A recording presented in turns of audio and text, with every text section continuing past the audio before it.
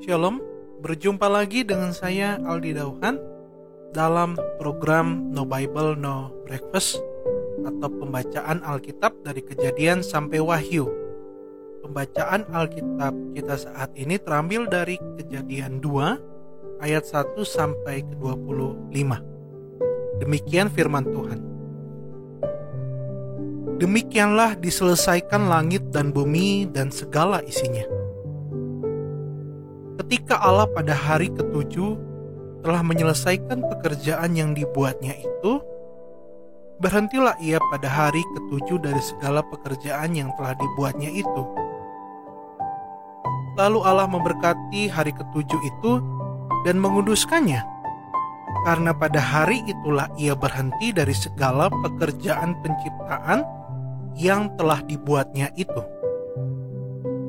Demikianlah riwayat langit dan bumi pada waktu diciptakan, ketika Tuhan Allah menjadikan bumi dan langit.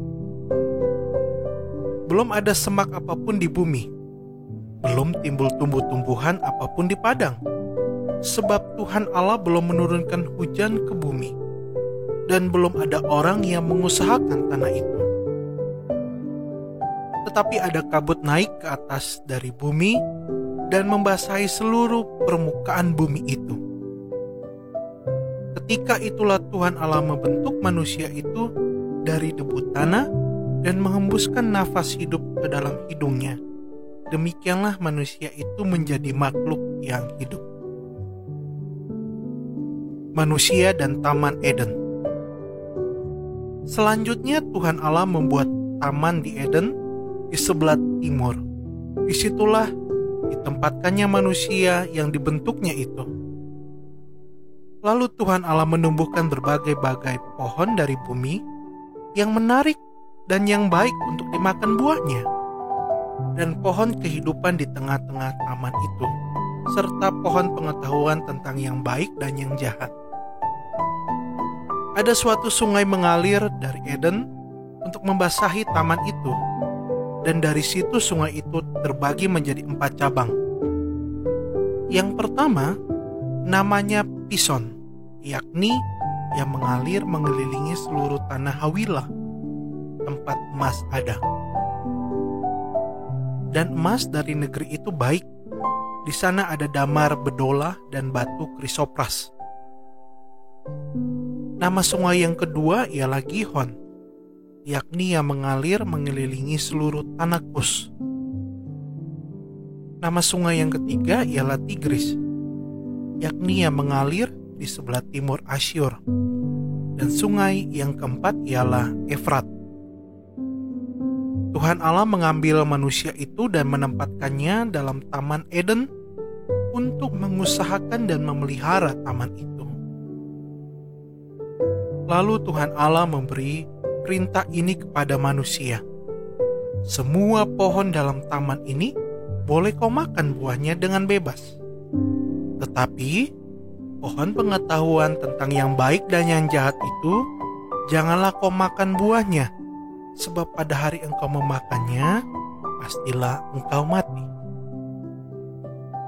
Tuhan Allah berfirman, tidak baik kalau manusia itu seorang diri saja. Aku akan menjadikan penolong baginya yang sepadan dengan dia. Lalu Tuhan Allah membentuk dari tanah segala binatang hutan dan segala burung di udara.